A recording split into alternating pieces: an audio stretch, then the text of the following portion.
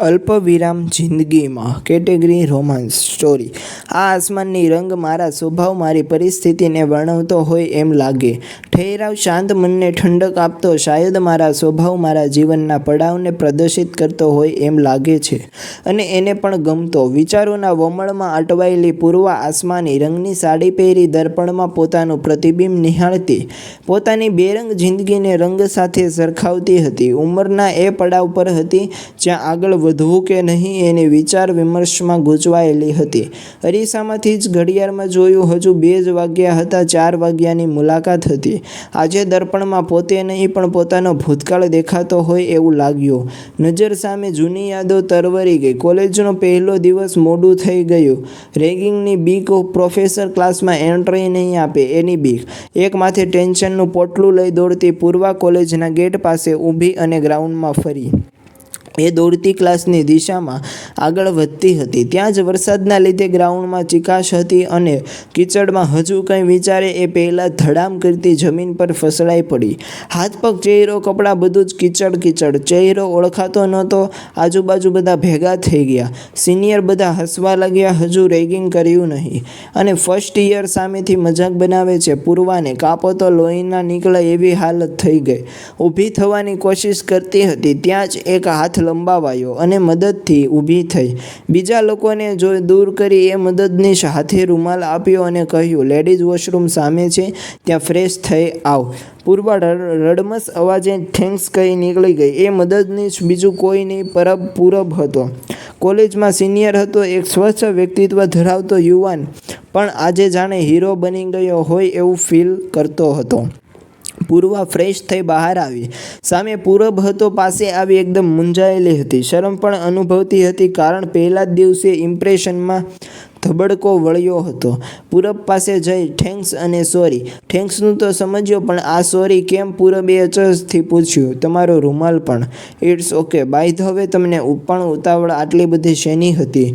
હું હજુ બૂમ પાડું ત્યાં તો ધડામ એને, પ્લીઝ હવે ના યાદ અપાવો। કેટલી શરમ આવે છે પહેલા જ દિવસે। ફર્સ્ટ યર એને ચીલ કોલેજ છે, કોઈ જેલ નહીં, એન્જોય કરવાનું। પૂર્વાએ આવું કંઈ વિચાર્યું જ નહોતું। પહેલા જ દિવસે એને કોલેજમાં એવી વ્યક્તિ મળશે જે એને ફ્રીલી ફીલ કરાવશે। સામે પૂરબ પણ એને જોઈને રહ્યો। જ્યારે ગેટ પાસેથી એને પહેલીવાર આવતા જોઈ ત્યારે જ એક ધબકારો ચૂકી ગયો હતો। આસમાની રંગના ડ્રેસમાં આવતી નહીં પણ ઉડતી એ પરી જાણે પૂરબના દિલમાં એક છાપ દોરી ગઈ હતી। મોટી સુંદર આંખો, છૂટા વાળ, ઉડતા દુપટ્ટાથી આવતી એ કોઈ અપ્સરાથી કમ ન હતી। જાણે અજાણે થયેલો વાતનો દોર પહેલા જ દિવસે કંઈક અલગ જ લાગણી જન્માવતો હતો। છૂટા પડતી વખતે બંને એકબીજાને જાણે પહેલેથી ઓળખતા હોય એવું લાગતું હતું। બીજે દિવસે કોલેજ જવા બંનેને ઉતાવળ હતી। કદાચ એનું કારણ એ કૂણી ભીની લાગણી જ હશે। બીજા દિવસે પૂરબ વહેલો આવી ગયો અને ગેટ પાસે જ ઊભો રહ્યો અને પૂર્વા એના પપ્પા સાથે આવી। પૂરબે વાત કરવાનું ટાળ્યું। કદાચ કોઈ ગડબડ થાય એના કરતાં વાત કરવી સારી। પૂર્વા ઝડપથી પોતાના ક્લાસમાં ગઈ। ફ્રી ટાઈમમાં લાઇબ્રેરીમાં જવાનું વિચારી જેવી એ એન્ટર થઈ ત્યાં પૂરબ હતો। પૂર્વા પણ એકદમ ખુશીથી એની પાસે ગઈ। પૂર્વા, હાય, વાંચવાનો શોખ લાગે? પૂરબ, પ્રોજેક્ટ બનાવું છું, પણ તમે? પૂર્વા, ફરવા। બંને હસી પડ્યા। પૂરબે જ કહ્યું, કેન્ટીનમાં જઈએ? ખબર નહીં, પૂર્વા માટે હા પાડવી એ ખુશીની વાત હતી। વાતો ઘણી કરી પણ અંતે પૂરબે પૂછ્યું, 2 દિવસથી મળ્યા પણ નામ પૂછવાનું રહી જ ગયું। તમારું નામ? પૂર્વા। તમે? ઓહ, તમારા નામમાં જ મારું નામ છે, પૂરબ। બંને માત્ર થોડી મુલાકાતોમાં જ એકબીજા માટે અજાણ્યા નહીં પણ જાણીતા બની ગયા હતા। વાતોનો સિલસિલો શરૂ થયો અને કોલેજ લાઈફનો મન ભરીને જીવવા લાગ્યા। દોસ્તી ક્યારે પ્રેમમાં ફરી એ ખુદ એ બંનેને પણ ના સમજી શક્યા। એકબીજા વગર રહેવું જાણે મરી જવા સમાન હતું। પ્રેમની લાગણી એની પરાકાષ્ઠા પર હતી, પણ અંતરાલ લાંબો હતો। પહેલી નજરના પ્રેમના વાયદાઓ ઘણા અપાયેલા હતા, પણ એ પૂર્ણ થશે કે નહીં એ બંને માટે અઘરું હતું। પૂર્વા માટે એના પપ્પાનો સ્વભાવ અને પૂરબ ઉપર ડૉક્ટર બની મમ્મીનું સપનું પૂરું કરવાનો વાયદો। બંને માટે એક જ ચોઈસ હતી। વર્ષ પૂરું થવામાં ગાર્ડનમાં મળ્યા ત્યારે મનમાં એક જ વિચાર હતો, કદાચ આ અંતિમ મુલાકાત હશે। પરબ, તારી સાથે પ્રેમ કરી જીવનનો સુવર્ણ સમય પસાર કર્યો છે, અફસોસ પણ। પૂર્વા, મારા માટે આપણો સંબંધ ટાઈમપાસ ન હતો. પહેલી જ વાર તને જ્યારે આસમાની રંગના ડ્રેસમાં કોલેજના ગેટ પાસે જોઈને હું એક ધબકારો ચૂકી ગયો હતો. મારી પહેલી નજરનો પ્રેમ અનુભવ્યો હતો.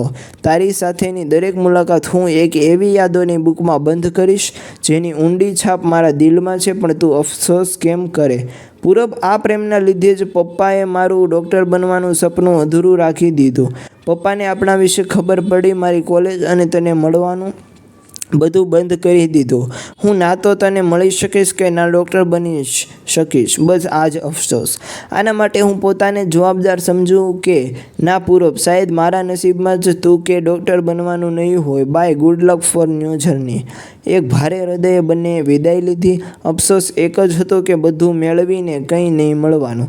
અચાનક ફોનમાં રિંગ વાગી. પૂર્વા કાંચમાં પ્રસરી રહેલા ભૂતકાળને છેદી બહાર આવી. રૂચાનો ફોન હતો.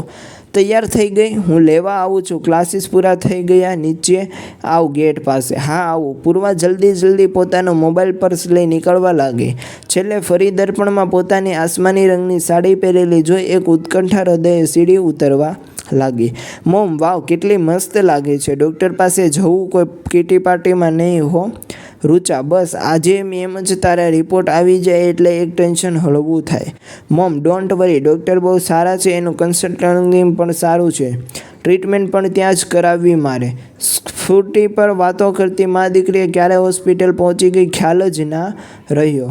પૂર્વા આજે 15 વર્ષ પહેલાં જે ફીલ કરતી હતી એ આજે ખબર નહીં. ફરી એ જ લાગણીના મોજા એની અંદર હિલોળા લેતા હતા. પેશન્ટ હતા. થોડીવાર બેસવા કહ્યું. પોતાનો નંબર આવતા રૂચા અંદર પહેલાં ગઈ. પૂર્વા માટે થોડું અજુગતું હતું. એ જેવી અંદર ગઈ કદાચ 4 આંખો મળીને કંઈ ઘણું બધું કહેવા માંગતી હતી પણ કંઈ ન બોલી. ડૉક્ટરે રૂચાને બહાર રહેવા કહ્યું. પૂર્વા દરવાજા પાસે ઊભી હતી. ડૉક્ટરે તેને જોઈ જ રહ્યો. જાણે પહેલીવાર જોઈ હતી એ જ લાગણી આજે 15 વર્ષે જન્મી હતી. પૂર્વાએ વાતની શરૂઆત કરી. પૂર્વા, રૂચા માટે કોઈ સિરિયસ મેટર રિપોર્ટ શું કહે છે? ડૉક્ટર પૂરબ, ના બધું ઓકે જ છે પણ એલર્જીક છે. બહારનું ખાવાનું કંઈ નહીં અને 3 મહિનાનો કોર્સ કરશે, થઈ જશે સારું. 5 મિનિટ બંને મૌન રહ્યા. ઘણું બધું કહેવું હતું પણ વાતો ઘણી, શબ્દો કંઈ નહીં. ડૉક્ટર પૂરબ, વાર્તા? પૂર્વા, એક વાત પૂછું? પૂર્વા, બોલો ને સર. પછી ત્યાંથી લોકો ચાલ્યા ગયા. ડૉક્ટર પૂરબ, તું આજે 3જી વાર તારી દીકરી રૂચા માટે આવી પણ તારા હસબન્ડ કેમ નથી આવતા?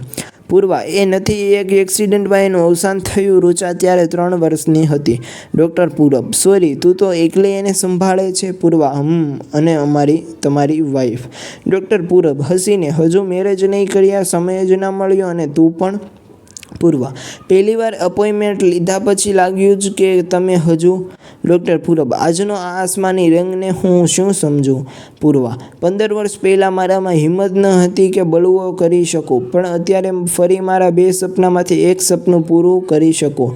ડૉક્ટર તો નહીં બની શકું પણ તમને તો પામી શકું. પૂરબ, બસ જોતો જ રહ્યો. આજે કદાચ આટલા વર્ષની તપસ્યાનું ફળ મળ્યું લાગે પૂર્વાને ભેટીને.